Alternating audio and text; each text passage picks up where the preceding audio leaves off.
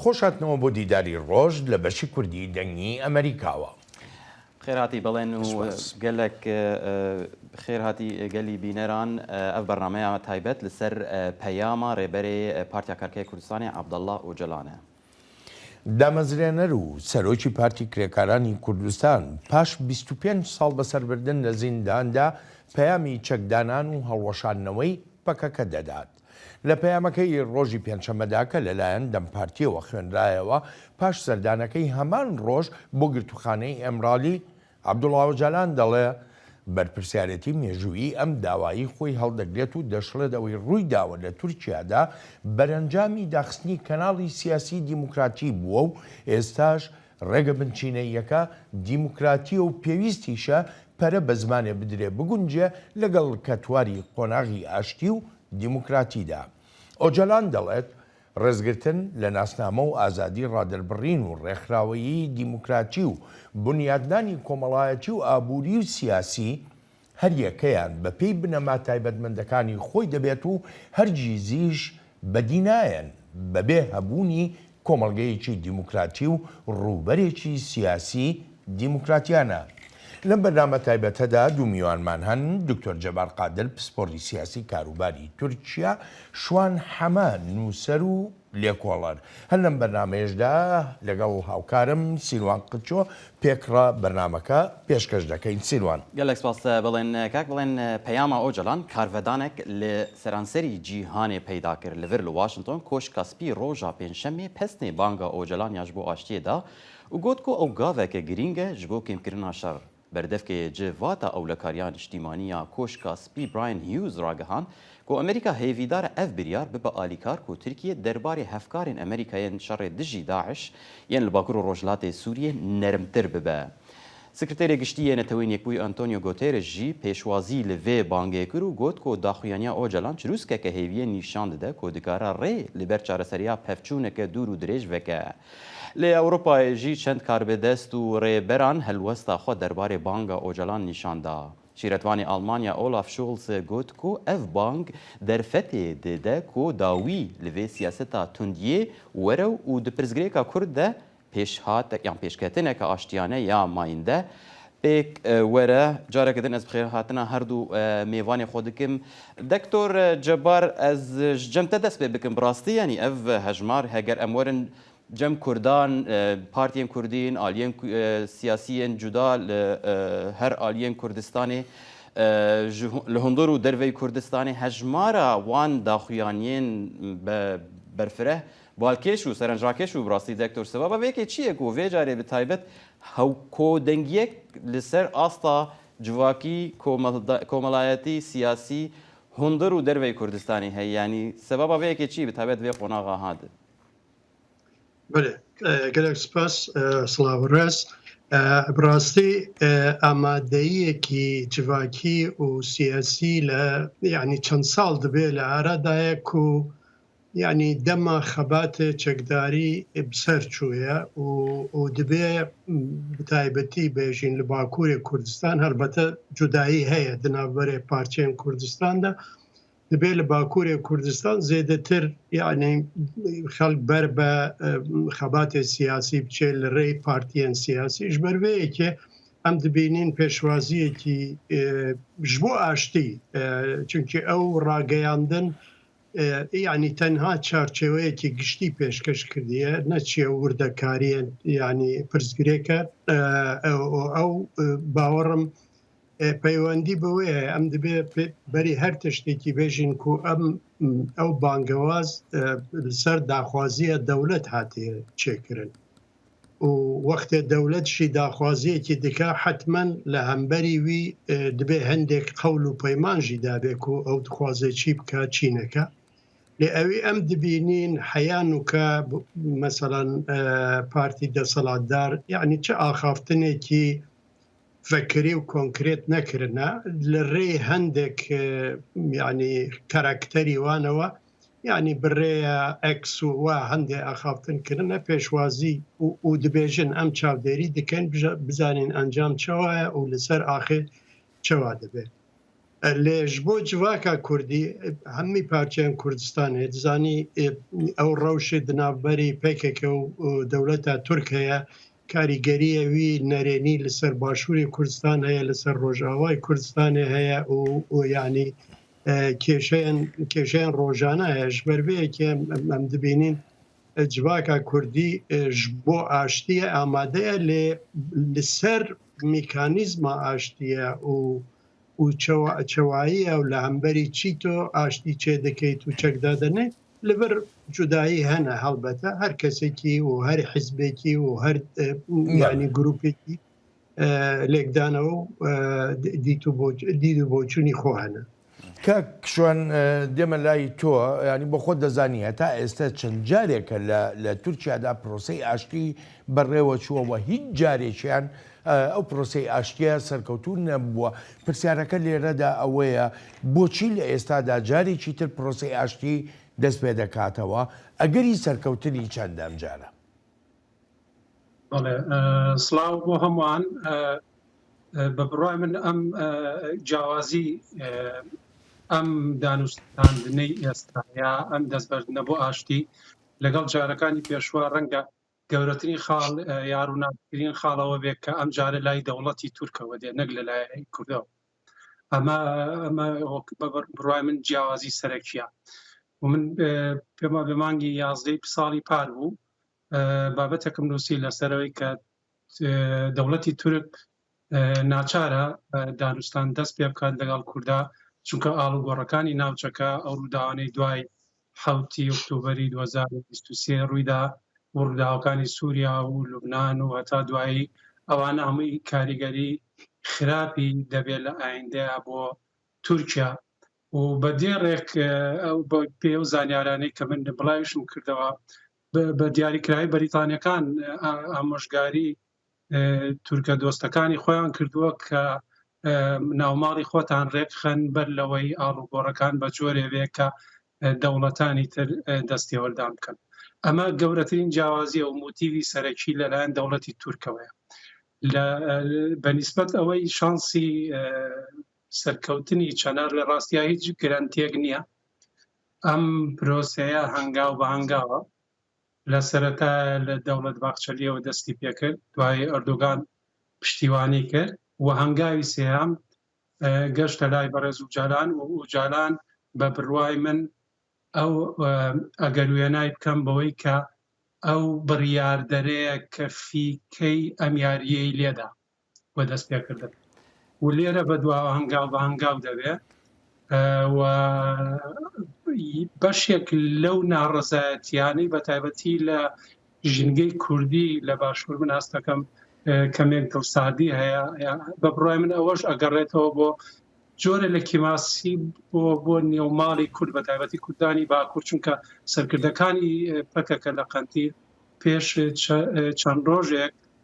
ڕایانگەیان ینی کەمێک دوودڵ بوون لەوەی کە ئوجالان ئەو مافە ئەو شەرعێتەیە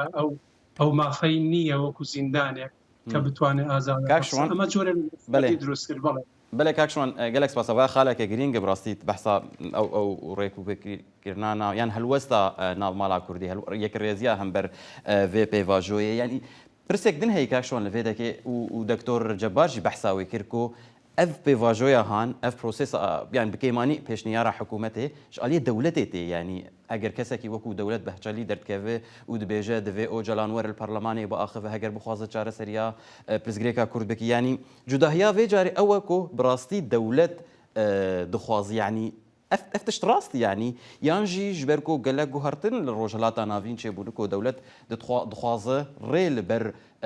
hinek guhertina bike ku belkî Tirkiye dibîne metirsiye li ser rewşa wê پرسیارێکی زۆر جوانە و دروستی وایە دەوڵەتی تورک بەدیدی من ناچارە و ئەمە لە خواستێکی ئەوە نییە کە ئاشتی چێ بکەن لەگەڵ کووردا بەڵکو لە خواستی ناچاریە واوانە چاوەڕوان دەکەن یا ئەو مەترسیانە دەبین لە ئایندەیە ڕوبەڕووی تورکیا بێتەوە و پرسی کورد پرسێکی زۆر زۆر گەورەیە و هەر ئەو زانیارانەی بەڕێستان کەمێ پێش ئێستا باستان کرد لە نوێنەری یاوتەبێژی سکرتێری گشتی نەتەوەی گرتوەکان نوێنەری کۆشکی سپی نوێنەری حکوومەتەکانی بەریتانیا و ئەڵمانیا و وڵاتانی دی هەمویان پێشوازیان کرد. ئایا لە مێژووە ئێمە لانی کەم لە 100 ساڵی ڕابردووە دۆخی کوێمان بینیوە؟ وەڵامەکە دیارە نەخێر. بۆیە پرسی کورد بە تایبەتی لە تورکیا و هاوپێچیشە لەگەڵ پرسی کورد لە ڕۆژاوا و لە باشوور پرسێکی ئێستا پرسێکە لە ژێر چاودێریکی جیهانیدایە و ئەم پرسە پێویستی بە جۆرە لە چارەسەری دیموکراتیانەیە و دەوڵەتی تورک بە بڕای من ناچارە جوڵەیەک بەم پرسە بکات و بە جۆرە لە جۆرەکان بەرەو ئارامبوونەوەی بێت. دکتۆر جەبار دێمە لای جەنابەت، متمانەت چییە کە جارێکی تر دەسەڵات لە تورکیادا ئەم پرۆسەیە بەکار نێنێ بۆ بەرژەوەندی تایبەتی خۆی؟ ئێمە نازان دەنگەکە نەما بەڵێ ببورێسە جێ لێمە بەڵێ متمانەت چییە کە جارێکی تر دەسەڵات لە ناو تورکیادا پرسی کورد بۆ بەرژەوەندی خۆی بەکار نێنێ؟ پێشتر دەگوترا بۆ بابەتی هەڵبژاردن ئەم پرسە بەکاردیە، بەڵام لە ئێستادا ڕایەکی تر هەیە لە ناو نێوەندە سیاسیەکانی تورکیا خۆیەوە کە دەڵێن هیچ بە دووری نازانن ئەردۆغان یا ئاکەپا خۆیان نزیک بکەنەوە لە کوردەوە بۆ ئەوەی دەستور بگۆڕن بە شێوازێک کە دەرفەتی جارێکی تری سەرۆکایەتی بداتەوە بە ئەردۆغان. بەڵێ هیچ ینی بێ متمانەیەکی زۆر گەورە هەیە لەلایەن هەردوو لاوە، بەڵام حقیقەتێکیش هەیە هەردوو لا گەیشتونە بە نەتیجەیە کە لە ڕێگای شەڕەوە هیچ چارەسەر ناکرێ. هەم تورکیا لە دوای ئەوەی کە ئێستا میدیای خۆیان باسێکە 2 تریلیۆن دۆلاریان سەرف کردووە لە ماوەی 40 ساڵی ڕابردووە و پارتی کرێکارانی کوردستانیش وەکو لە بانگەوازەکەی سەرۆکی پارتی کرێکارانە هاتووە کە ینی پێکەکە هیچ سەردەمی شەڕی ساردا و لە ژێر کاریگەری ئایدۆلۆژیای بڵێن سۆشیالیزمی ئەو سەردەمەیە بووە وەکو کاردانەوەیەک بووە بۆ ئینکاری کورد و ئەوانە، بەڵام ئێستا ئەم بارودۆخە هەمووی گۆڕاوە. ئەوەی گرنگە لێرەیە ینی بۆ نمونە جاری پێشوو ئێمە بینیمان ئەردۆگان بە هەموو هێز و سەنگی خۆیەوە کەوتە ناو ئەپرۆسەکە، بەڵام ئەم جارە هەتا پێی بکرێ خۆی دوور گرتووە چونکە لە جاری پێشوودا کاتێک ئەنجامی وەرنەگرت کاریگەری زۆری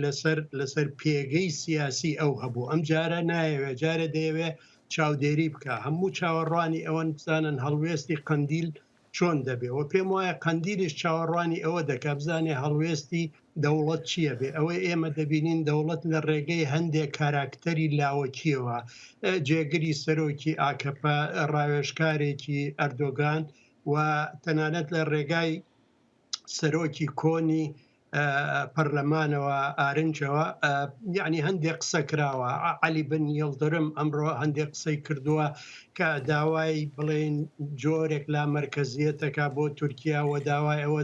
کە دەستور گۆڕانکاری تێدا بکرێ و لە دەستوردا هاوڵاتێتی بکرێتە بنەماواتە دەوڵەت ئەمەی کردووە بە مەرج، کاتێک داخوازی ئەمەی کردووە کە ئێوە ئەدەبێت چەک دابنێن و بڵێن ئەو داخوازی ئەوان پێکەکە هەڵبۆشێنەوە. هەڵبەتە ئەوە حزب بۆ خۆی دەتوانێت کۆنگرە بکە و لەوێدا بڕیارەدا چی دەکا و میکانیزمەکانی چییە، بەڵام کاتی ئەم داخوازیانەی کردووە لە بەرامبەرە ئامادەیی هەیە، بەڵام کردوێتی بەمەج هەتاوەکو من ئەنجامێک لەم هەنگاوی یەکەمە نەبینم ئەوە هیچ بەڵێن هەنگاوی تری ئێمە نابێ. هەنگاوەکان چین؟ هەموو خەڵک چاوەڕوانی ئەوە دەکا بۆ نموناج لێبوردنێکی گشتی هەبێ یا لێبوردنێکی تایبەت هەبێ، چارەسەرکردنی مەسەلەن سەرکردەکانی یان کادرە پێشکەوتۆکانی پارتی کرێکارانی کوردستان داهاتویان چۆنە بێ لە چوارچێوەی سیستەمی سیاسی تورکیا، لە دەرەوەی تورکیا لەکوێ جێگەیان بۆ دەکرێتەوە، مەسەلەی زمانی کوردی، مەسەلەی کورد وەکو خەڵکێک. ئەوەی ئێمە دەبینین ئێستا مەسەلەن لە تەلەڤیزیۆنەکان لە میدیای تورکی هەتاوەکو ئێستا ئەوەی هەستی پێدەکرێەوە من چاودێری دەکەم ئەوەیە کە دەیانەوێ وا وێنای بکەن کە ئەمە سەرکەوتنێکی گەورەیە بۆ دەوڵەتی تورک بەسەر ئەوەی پێی دەڵێن تیرۆر، بەڵام حقیقەتەکە ئەم گوتارە لە پشت ئەم گوتارەوە داخوازیەکی گشتی لە تورکیاش هەیە کە ئاشتی هەبێت ئەوان ناوێن لێ ناوە تورکیایەکی بێتیرۆر کورد ناوی لێ ناوە پرۆسەیەکی ئاشتی هەڵبەتە پرۆسەکە کۆمەڵێ زۆر پرسیاری تێدایە گومانی تێدایە ئەو شتانەی کە باس لە گۆڕینی دەستورەکە بە شێوەیە کە ئەردۆگان بتوانێت جارێکی تر خۆی کاندید بکاتەوە هەموو ئەمانە لە ئارادایە و چاوەڕوان کراوە هەموو لایەک وەکو دەڵێ کارتەکانی خۆی یاری پێدەکات دکتۆر ئەگەر یارمەتی بە بچمە لای کاکشوان هەندە سەر هەمان ئەم جۆرە پرسە کاکشوان پێشتر حکوومەتی تورکیا بەر لە هەر هەڵبژاردنێک هێرشی دەکردە سەر باکووری ڕۆژهەڵاتی سووریا هێرشی دەکردە سەر هەرێمی کوردستانی عێراق و ئەمە لە ناو تورکیادا بۆ مەسەلەی کۆکردنەوەی دەنگ بەکاردەهێنرا و ئەوەی بینی وشمانە تا ئێستا لە هەڵبژاردنەکاندا ئەردۆغان سەرکەوتوو بۆ لەو سیاسەتەدا لە ئێستادا ئەم پرۆسەی ئاشتیە ئەم پەیامەی عەبدوڵڵا ئۆچالان چۆن کەوتۆتەوە لە ناو کۆمەڵگەی تورکیادا ئایا توانراوە بۆ نمونە بڕێک ئەو کارکردنەی کە ئایدۆلۆژیای گورگەبۆرەکان کاری پێدەکەن لە ناو کۆمەڵگادا بڕێک هێوری بکاتەوە بڕێک بیخاتە لاوە دکتۆر جەبار ئێستا پێیوتین ئەڵێ خەڵکێکی زۆر هەیە لە تورکیادا داوای ئاشتی دەکەن تۆ چۆنیە بینی؟ من تا ئاستێک هاوڕام لەگەڵ دکتۆر جەبارە بەڵام بیریشمان نەچێ ئەو کللتوری ئەو کللتورە فاشستیە لە تورکیایە لە مێژە تەنانەت پێش دروستبوونی پەکەکەشە وەڕیشەی هەیە لە کۆمەڵگای تورکیا و پەیوەندی بە پەروەردەوە هەیە بۆیە ڕاستە ئێستا ئەگەر جاران تەنها ئیسماعیل بێشفچی قاچێکی لە دەرەوە بە قاچێکی لە زیندان بۆ باسی پرسی کوردیە کرد ئێستا ڕەنگە بڵێم سەدان و ئەگەر نەڵێم هەزاران تورک هەیە کە پشتیوانی لە پرسی کوورد دەکەن یا پشتیوانی لە بە دیموکراسی بوونی زیاتری تورکیا دەکەن ئەمانە هەمووی ڕاستە بەس بە بڕوای من وایە بینم کە لە ئاشتی هەمیشە توانا و ئازایەتی زیاترەوێ لە شەڕ و ئەمە چەند بۆ تورکەکان ڕاستە ڕەنگە بۆ لای ئێمەش بۆ ناوخۆی کۆمەڵگا کوردیەکانیش ڕاست بێ ڕاپرسێکی سەرنجڕاکێژە بۆ باسی گورگەوارەکانت کرد کاک بڵێن ڕاپرسێک لە پێشی 2 هەفتە بوو لە تورکیا لەگەڵ ئەندامی حیزبە تورکیەکان کرابوو و سەرنجڕاکێش ئەوەیە لە ناو مەهەپە کە ئەوە گورگەبۆرەکانیش وەک باڵێکی مەهەپە حسابەکرێن لە 170 ئەندامەکانی لەگەڵ ئەم پرۆسەیە بوون لە کاتێکا جەهەپە کە ئێستا خۆی بە دۆستی دەم پارتی و کورد دەبینێ زۆر کەمتر بوو لەو ڕێژەی ناوجاپە و بە کۆی گشتی ئەندامانی حیزبە تورکیەکان بە هەمویان ناگەشتە لە 12 بۆیە ئەم جۆرە دوژمنایەتیە ڕیشەی هەیە لە کۆمەلگای تورکیا و ئەبێ کاری بۆ بکرێ وەگوتم لە ناو کۆمەلگای ئێمەش ئەبێ کاری بۆ بکرێ باشە کاکشوان تشتێکی بیسکاتن تە بەحسکر ئەستخوازم جارێک بم بەگەرم لەسەر مژارە یەکڕێزیات ناو ڕێخستنە پەکەکە بۆ خۆدە ینی بەری دەمەکێ مراد کەرایلان بوو یان باهۆز ئەردال بوو ینی بگشتی ینی حتا ڕادەیەکێ دگوتن ئۆجەلان بانگەکێت کە ئەمژی بانگە ئاشتیە قبول دکن لێگەلێک تشت هەنە ئۆجەلان دزندانێدا نکارە لەسەر مەفەرز بکە ji ber ku rêxistinek heye kes yanî heta radeyekê xuyaye ev cudahî di nav PKK heye tevî ku PKK do piştî banga ûcelan piştgiriya wê kir lê wê di qonaxa cîbicîkirina wê de heger ûcelan dibêje divê PKK çeka deyne wê PKK kengî zû guh bide an na yan wê bibe pirsgirêk خۆی جاران باسی کردەوە پێشتریش جەبار ئاماژەی پێدا کە پەکەکە بەرهەمی جەنگی ساردە جەنگی دوو بلۆکیە لە نامەکەیدا جاران باسیەوە دەکات کە لە دوای ڕوخانی بلۆکی سۆڤێتەوە پەکەکە واتای خۆی لە دەستداوە یعنی ئەگەر بیر لەو پرۆسانە بکەینەوە کە پەکەکەی پێهاتووە ئێمە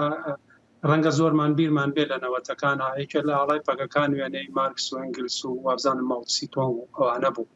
و دوایی ئەمە گۆڕا بۆ کوردستانی یەکگرت و دەوڵەتی کوردستانی یەکگرت و دوایی گۆڕانکاری بەسەرهات بۆ خۆسەری دموکراتی و ئێستا گەشتووە بە دموکراسی بۆ تورکیا. بە بڕای من و جالان 1000 دەرگا و یەک ئامانجی هەیە، 1000 ڕێگا و یەک ئامانجی هەیە، ئەویش پرسی کووردە لە تورکیا. سەبارەت بە پەکەکە بە واقعی باسکەین، ینی چەکی پەکەکە لەم سەردەمەیە لەگەڵ نرخاندنی زۆر بۆ گیانی ڕۆڵەکانی کورد لە تورکیا کە گەریلان و کە گیانیانە بەخشن، بەڵام ئەو چەکە تا هەستێکی زۆر ئێستا بێکاریگەر ماوە. ئێستا گەریلا لە ناو ئەشکەوتەکانی خۆیان ناشە دەکەن. ساڵی 2001 کە پەکەکە کۆنگرەی گۆڕانکاری کرد و نای خۆی گۆڕی 5000 گەریلان لە ناو باکووری کوردستانە بوو. ئێستا ڕەنگە 50 گەریلان نەمابێت. شتێکی کا فکری ئوجالان من ناوی نانم پەکەکە ناوێنە فکری ئوجالان یا ئاپۆیزم ئێستا لە ڕۆژاوای کوردستان هەیە، لە سووریا هەیە، لە ناو پەرلەمانی تورکیا هەیە. بۆیە مەرج نییە تەنها ئەم چەکە خۆی ئەمەوە ڕاهاتوین کورد لەبەرەوەی کورد دۆستی نییە بێجگە لە شاخ و شاخیش بەبێ چەک نابێ. ئەم تیۆریە ئەم جۆرە لە سایکۆلۆجیە لە ناو ئێمە ڕۆچوە بەڕاست. من بڕوامە ئێمە پێویستمان بۆیە بیرکردنەوەی نوێ پەیدا بکەین و پێداچوونەوە بەو 100 ساڵی ڕابردووە بکەین و پێم وایە پەکەکە ئەتوانێت لە ئێستاە بە حکمی لیستی تیرۆر جوڵەی نەماوە. ینی ئێمە من خۆم کە نووسم و جاران ئەبێ ئاتی ئێمایل دانێم و نازانم بینەخشێنم تا فەیسبوک ڕێگەم بدەم و جاران خۆی لە نامەکەیدا دەڵێ ئاڵێ ئێوە کۆنگرەی خۆبەخشی بکەن و باسی نوێبوونەوە دەکات. قرس نییە بە بڕام قرس نییە، گرانی کارێکی گران نابێ. کوردانی باکوور لە هەر دەرفەتێکە ئەگەر زانیان دەوڵەتی تورک ناڕاستە لەگەڵیان و فێڵیان لێەکە و دەگەڕێتەوە بۆ سەرکوتکاری، پێم وابێ پرۆسێکی زۆر قرس نابێ کە پەکەکە یا کوردانی باکوور دەست بدەنەوە چاک و چەک هەڵگرتنەوە. ئەگەر چی من لەگەڵ چەک هەڵگرتنا نیم، چونکە ئێستا دنیا گۆڕاوە. دکتۆر جەبار دێمە لای بەڕێز دەدا، ئەڵبەتە وەک بەشێک لەو کاردانەوانەی کە هەبوون لەسەر پەیامەکەی ئۆجالان باس لەوە دەکرا دەڵێن باسی لە کوردی سووریا نەکردووە. خۆشحاڵیەکیش لە ناو کورد لە سووریادا دروست بووە بەو پەیامە. ئەگەر بێت و ئاشتی لە تورکیادا بێتە ئاراوە، پێت وایە ئیدی ببێتە ڕێگرێک لەو بەرنامە و پلانانەی کە حکوومەتی تورکیا دش بە بەڕێوەبەرایەتی خۆسەر هەیەی لە سووریادا؟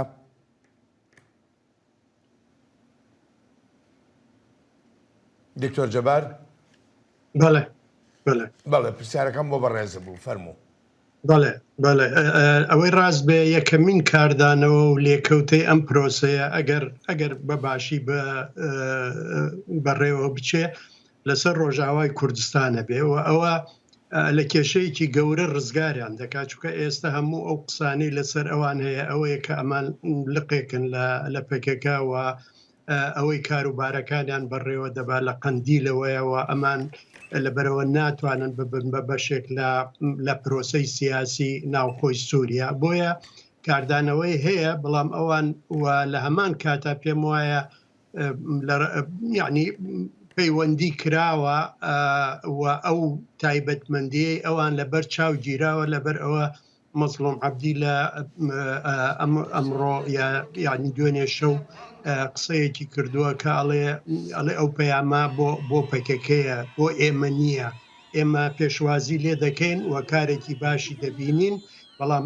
بەڵام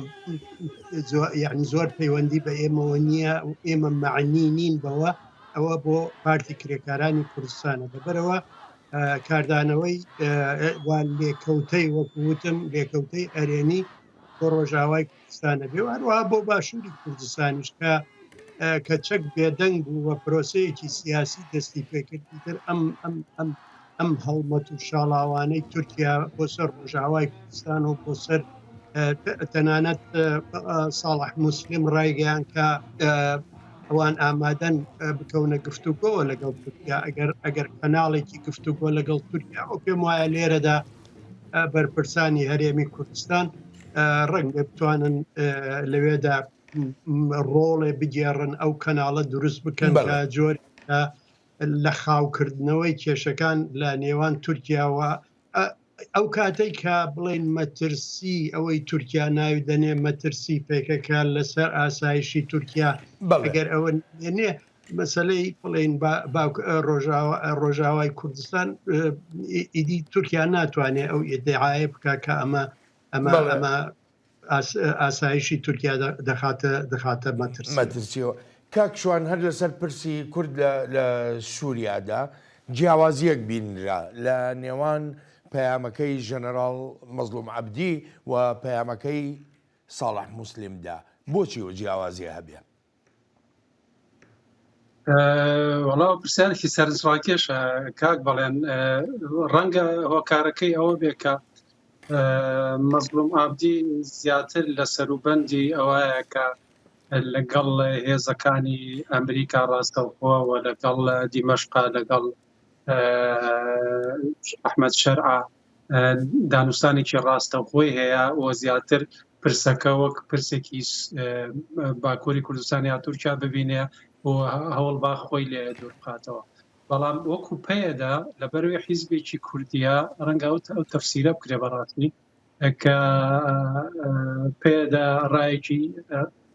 ڕای جیاواز نییە، بەڵام لە گۆشی نیگایشکەوە دەڕوانێتە هەمان پرس. بە بڕوا من لە کۆی دیمەنەکەیە کوردانی باکوور ئەوەی کە تا ئێستاش ڕاگەیەندراوە هەردوو لاوتوانە پێشوازی ئەەکەین لەو بانگەوازە و پێم وابێ براوەی گەورە لانی کەم ئەگەر ئەم پرۆسەیە بەرەو پێش بڕوا و ئەنجامە سەرەتایەکانی لە قۆناغی یەکەمە کوردانی باکوور ببوورە کوردانی ڕۆژاوە دەستکەوتەکە بۆ ئەوانە و ئەوان ئەتوانن کە ئەو دەستکەوتانەی کە لە ئیمرالیەوە هەوڵی بۆ دەدرێ ئەوان ئەنجامەکەی بکەنەوە. بله گەلێک سپاس کاکشوان. ئەس خوازم لەسەر سووریە پرسیارێکی دنج دکتۆر جەبار بکەم. دکتۆر جەبار ینی وەکو تەژی گوت برێز مەزلوم عەبدی جێنەرال مەزلوم عەبدی ژالێکی دەبێژە ئەڤەیە ئەم نەمعنین بوێ یەکەیە ڤەیە تشتێکی ناوبەرە حکوومەتا تورکی و پێکەکەی دەیان پشتگیریاوی دکن لێ لە ئالیە دنجی حکوومەتا ئەمریکی دەبێژە ئەم هێویدارن و ئەڤ یەک ببە گاوێک ji bo ku تورکیە یان di çarçeweya şerê dijî Daeş li Sûriyê tiştekî pozitîv be. Yanî tu çawa vêyekê dinirxîne Emerîkî şêwekî li vêyekê dinarin dibêje bandoreke erênî wê li ser hebe û li aliyê din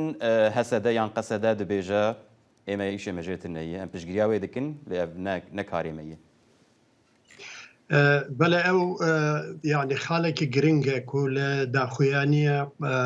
ئەمریکادا هەیە و یعنی دیتناوان ئەوە و بە هەمان شێت وەکی مە بەحس کرد یعنی و کاریگەری وێ پرۆسەیە لەسەر ڕۆژاوای کوردستانێ ئەرێنی دەبێ پۆزیتیڤ دەبێ. ئەو ژیوەسا دبینن ئەگەر مەترسیان تورکیا ئەوەی کو تورکیا نابلێ دەنێ مەترسی ئەگەر ئەو لە ئارادا نەمێنێ ئەو ئەمریکی بە هاافپەیمانیان خۆکە مەبەستێوان قەسەد و هەسەدەیە مەسەدەیە هەمێ ئەو ناوان وەکی هەبدوونە وێ دەمێ ئەو دکارن بڕەنگێکی باشتر هاافپەیمانیە خۆ بمەشێنن و لە هەمبەری تیرۆرە داعش و ئەو هێزن رادیکالن ئیسلامی قەباتێ خۆ بکەن. یعنی ئەو ژێ ئالیە وەکی خاڵێکی پۆزیتیڤ دبینن و ئەم ژی وەسا دبینن و ئەگەر پرۆسێ ئاشتیە ڕاستەقینە حەقیقی لە تورکیا دنابەری کوردان و تورکاندا دەست پێ بکە ئەو کاریگەری ئەرێنی و باندۆرە ئەرێنیەوی پۆزیتیڤوی لەسەر هەمی پارچیان کوردستان دەبێت تایبەتیژی ڕۆژئاوا بە دەرەجەی یەکەم و پژی باشووری کوردستان ڕنگ بە ڕۆژهەڵاتی کوردستان هەندێکی ئەو کەمتر بێ. یعنی ئەم دەبێ ئەو ڕاهەندی ئەو بۆعدژی ژبیر نەکەین و نوکە یعنی ئیسرائیل بووە یاریکەرێکی لاعبێکی سەرەکە لە ڕۆژهەڵاتی نێوەڕاستدا و تورکیا مەترسیوی لە ئەو ڕۆلی مەزنی ئیسرائیل هەیەژ عالیەکی و ئیسرائیل ژی یعنی وەختێ ئیران لە سووریا دەرکریە ناخوازێت تورکیا و ئەو هێزن کوسەر بە تورکیا لە نزی سنووری وان بن. یعنیش بەر ئەو زۆر داوای بەخشین دەکەم کاتمان نەما سپاس و پێزانین بۆ بەشداریتان لەم بەرنامە تایبەتەی بەشی کوردی دەنگی ئەمریکادا. سپاس دکتۆر جەبار، سپاس کاکشوان، زۆر سپاسان دەکەم. سلااو ڕێز.